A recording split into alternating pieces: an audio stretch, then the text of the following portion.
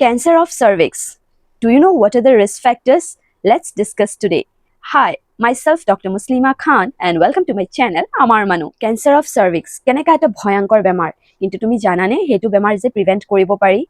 তো প্ৰিভেনশনটো জানিব হলে আগতে আমি ৰিস্ক ফেক্টৰবোৰ ডিসকাস কৰো বলো ৰিস্ক ফেক্টৰ হলগে তোমাৰ যদি এইচপিভি ইনফেকশন হৈছে বা বহুত কম এজত কোনোবাই ইন্টাৰকোৰ্স কৰিছে বা low socio economic status because of poor nutrition then তোমাৰ পুয়াৰ ইমিউনিটি বা মাল্টিপল যদি সেক্সুয়াল পাৰ্টনাৰ্স থাকে বা তোমাৰ পাৰ্টনাৰৰ যদি মাল্টিপল সেক্সুয়াল পাৰ্টনাৰ্স থাকে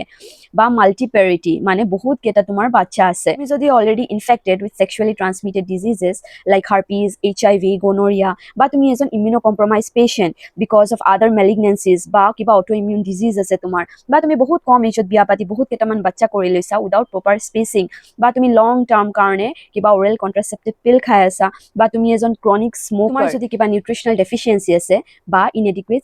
স্ক্ৰিন কৰালে চাগে আৰ্লি ষ্টেজত তোমাৰ এই বেমাৰটো ধৰা পৰিলে হয় তুমি হেতু পাক্কা মিছ কৰিছা তো বলক লগ পাম নেক্সট ভিডিঅ'ত এণ্ড আমি ডিছকাছ কৰিম কেনেকৈ এই ভয়ংকৰ বেমাৰটোক আমি প্ৰিভেণ্ট কৰিব পাৰোঁ টিল দেন ষ্টে টিউনড